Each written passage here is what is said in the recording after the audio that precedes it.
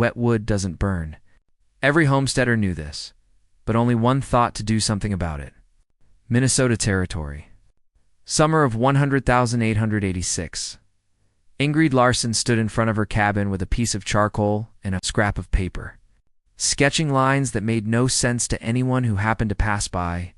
The cabin was small, 16 by 20 feet, built by her husband Eric before the fever took him last spring, and it sat alone in a clearing surrounded by birch and oak trees that would soon lose their leaves and spend 6 months buried under snow.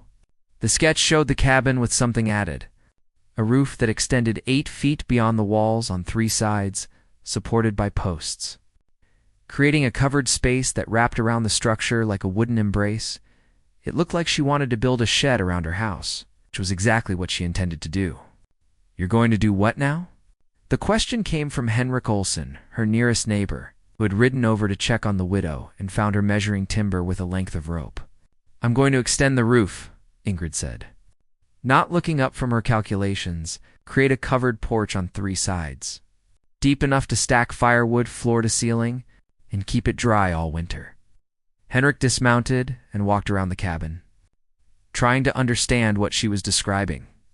"You want to build a shed attached to your house just for firewood, for tools, for anything that needs to stay dry." "Yeah, but mostly for firewood." "Yes. Why not just build a separate woodshed? That's what everyone does. Everyone runs out of dry wood by February." Ingrid finally looked up at him, her blue eyes calm and certain. "Everyone spends the worst part of winter trudging through snow to a woodshed that's drafty and damp, hauling wet logs that smoke and sputter and give half the heat they should. I'm going to walk 3 steps from my door, grab wood that's been drying for months under a solid roof, and burn it clean and hot while everyone else is rationing their soggy scraps." Henrik stared at her for a long moment. Then he laughed, not cry, but with the genuine amusement of a man who thinks he's hearing something absurd. In red. "Nobody builds a roof around their house. It's not done. It would look ridiculous." "It would look warm," she replied. "When it's 40 below and the snow is drifted to the windowsills, nobody cares what a house looks like. They care whether the fire keeps burning. The other women are going to talk. The other women can talk all they want. They can talk while they're shivering, and I'm comfortable." Henrik shook his head, still smiling. "Your husband would have." "My husband is dead." The words were flat, final, cutting off whatever folksy wisdom Henrik had been about to offer. He froze to death in a blizzard because he went out to the woodshed for more logs and got lost between there and the house. 20 feet, Henrik. He died 20 feet from our door because he couldn't see through the snow and the woodshed was too far away." The smile disappeared from Henrik's face. He hadn't known the details of Eric's death, only that the fever had taken him, which was the polite fiction Ingrid had allowed to spread because the truth was too painful and too personal to share. "I'm sorry," he said quietly. "I didn't know. No one knows, and I'd prefer to keep it that way." Ingrid returned to her measurements. "But I'm not going to let it happen again. Not to me. Not to anyone who comes after me. If the wood is attached to the house, you never have to go outside to get it. You step onto a covered porch. You grab what you need. You step back inside. 3 seconds instead of 3 minutes. Dry instead of wet. Safe instead of dead." Henrik was quiet for a while, watching her work. "You really think you can build this yourself?" "I built half this cabin while Eric was sick. I can build a roof extension. It's a lot of timber, a lot of work. I have all summer, and I have nothing else to do." He nodded slowly, some of the skepticism fading from his expression. "If you need help raising the posts, come find me. Some things are easier with 2 people.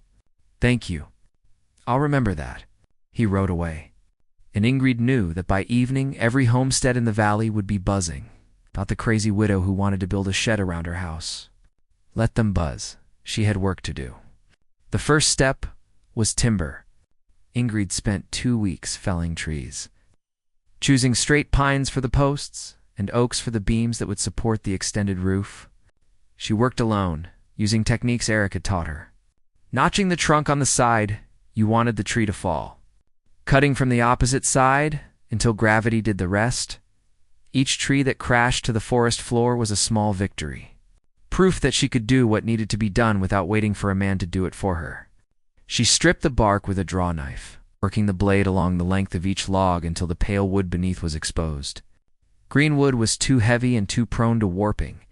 She needed to let the timber season for at least a month before using it, which meant she had to work quickly to have everything ready before autumn.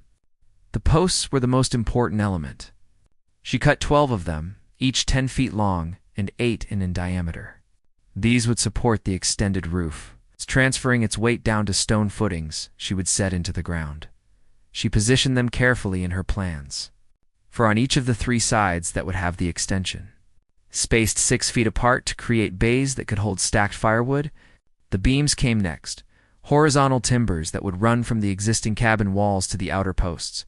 Creating the skeleton of the roof extension, she cut 18 of these, each 12 feet long, notching the ends so they would lock into place without needing complicated joinery. The rafters were smaller, 60 of them, each 8 feet long. Running from the cabin's existing roofline down to the outer edge of the extension, at a gentle slope that would shed rain and snow, she spent 3 days cutting these, her arms aching from the repetitive motion. Her hands blistered despite the leather gloves she wore by the end of July. She had all the timber she needed, stacked and drying in the clearing behind the cabin. The neighbors rode by occasionally, watching her progress with expressions that ranged from curious to concerned to openly disapproving. She's going to ruin that cabin, Martha Daw predicted to anyone who would listen. All that extra roof, all that weight, the walls will buckle before Christmas. She should be looking for a new husband, agreed Sav Hogan, who had been widowed herself 3 years ago and had remarried within 6 months. A woman alone can't survive out here. It's not natural. Maybe she just needs time to grieve, suggested the more charitable voices. The poor thing lost her husband only 4 months ago. Ingrid heard the gossip through the usual channels. Well-meaning visitors who thought she should know what people were saying, busybodies who wanted to see her reaction, friends who worried about her reputation. She listened to all of it and ignored all of it. Reputation wouldn't keep her warm in January. A covered porch full of dry firewood would August brought the real construction. She started with the footings, flat stones set into holes she dug at each post location, creating stable bases that would prevent the posts from sinking into the ground when the spring thaw came. This was the hardest work of the entire project, fighting tree roots and buried rocks with nothing but a shovel and a prier, lowering heavy stones into position and leveling them with smaller rocks and packed earth. Her dog, Maple, a golden retriever, Eric, had brought home as a puppy 2 years ago, watched the whole process with canine curiosity, occasionally investigating the holes she dug, and once nearly falling into one when she turned her back to fetch more stones. "Stay out of the way, girl," Ingrid scolded gently. "I can't build and rescue you at the same time." Maple wagged her tail and retreated to the shade, content to observe from a safe distance. The posts went up in early August. This was the part Henrik had offered to help with, and Ingrid swallowed her pride and rode to his homestead to accept. Raising a 10 FT post into vertical position and holding it steady while it was braced and secured was genuinely a 2% job. Trying to do it alone would be dangerous and probably futile. Henrik came the next morning. Together they raised all 12 posts in a single long day of work. He didn't say much, but his silence had shifted from skeptical to respectful. He could see the quality of her timber, the precision of her planning, the way everything fit together as if she had been building structures her entire life. "Where did you learn all this?" he asked as they secured the last post. "My father was a carpenter in Norway. I used to help him when I was a girl, before we came to America. He said I had good hands for the work." He was right. Henrik stepped back to survey the 12 posts standing around the cabin, already transforming its appearance. "This is going to be something, Ingrid. I can see it now." "You didn't see it before?" "I saw a widow with a crazy idea. Now I see a widow who knows exactly what she's doing." After Henrik left, Ingrid worked alone again. The beams went up one at a time, each one hoisted into position with a rope and pulley system she had rigged from the cabin's existing roof peak. The work was slow, 1 beam per day at first, then 2, as she refined her technique. But steady, by the end of August, the skeleton of the roof extension was complete. The rafters came next. Then the sheathing planks laid across the rafters to create a solid surface, then the roofing itself. Wooden shingles she had split from cedar blocks over the course of 3 exhausting weeks. Each shingle was hand-cut, tapered at one end, and nailed into place in overlapping rows that would channel water away from the structure. The work left her hands raw and her shoulders burning. But there was satisfaction in it, the deep satisfaction of creating something permanent. Something that would outlast the season and the year, and perhaps even herself. Every shingle she nailed was a small rebellion against the chaos that had taken Eric, a declaration that she would not be defeated by weather or circumstance or the expectations of people who thought a woman couldn't build. She added gutters along the outer edge of the roof extension, simple troughs made from split logs angled to carry rainwater away from the foundation and the precious firewood that would soon be stored beneath. Without gutters, water would pour off the roof edge and splash up onto the lower rows of stacked wood, undoing all the work of keeping it dry. The floor of the covered area she built from wooden planks raised on sleepers, creating a surface that would keep the firewood off the ground and allow air to circulate beneath the stacks.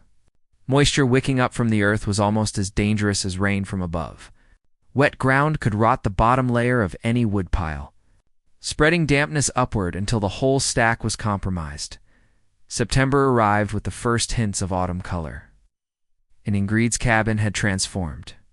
The original structure was still visible, but it was now surrounded on 3 sides by a covered porch 8 feet deep. The extended roof sloped gently away from the cabin walls, supported by the posts she had raised, and the beams she had hoisted, and the rafters she had cut, and the thousands of shingles she had split and nailed.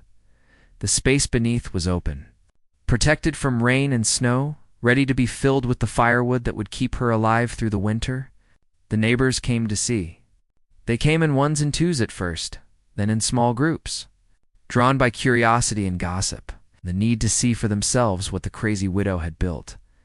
They walked around the structure, touching the posts, examining the joinery, testing the roof by hanging from the beams to see if they would hold.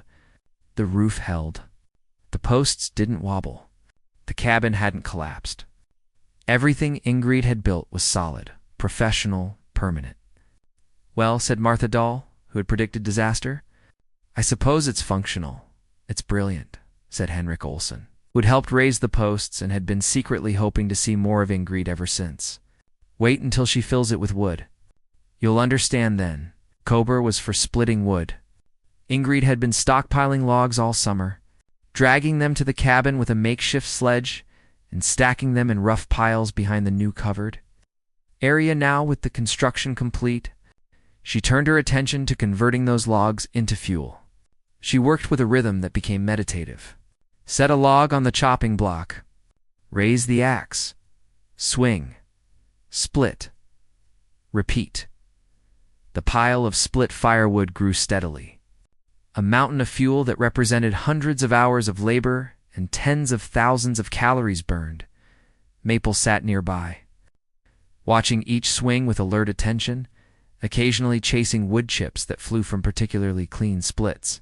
The dog had become her constant companion since Eric's death, a warm presence in the cabin at night and a faithful shadow during the day. "What do you think, girl?" Ingrid asked during a rest break. "Will it be enough?" Maple wagged her tail, which Ingrid chose to interpret as confidence. By the end of October, she had split enough wood to fill the covered space on 2 sides of the cabin. Roughly 15 cords, stacked floor to ceiling in neat rows, that would season and dry through the autumn months. The 3rd side she kept partially clear for tools and equipment, for the workbench she had built, for the miscellaneous items that benefited from covered storage. The neighbors had stopped laughing. Some had started asking questions. "How did you calculate how much space you'd need?" asked Thomas Dahl, Martha's husband, who had his own firewood worries now that winter was approaching. "I figured 8 cords minimum to get through winter. Doubled it for safety." An added extra, because I've never had enough before and I'm tired of rationing in March. And the roof design, how do you know the snow won't collapse it? I watched the snow on our old woodshed roof for 2 winters, measured how much accumulated before it slid off, calculated the load per square foot, built the rafters strong enough to handle twice that, and pitched the roof steep enough that snow should slide before it builds up.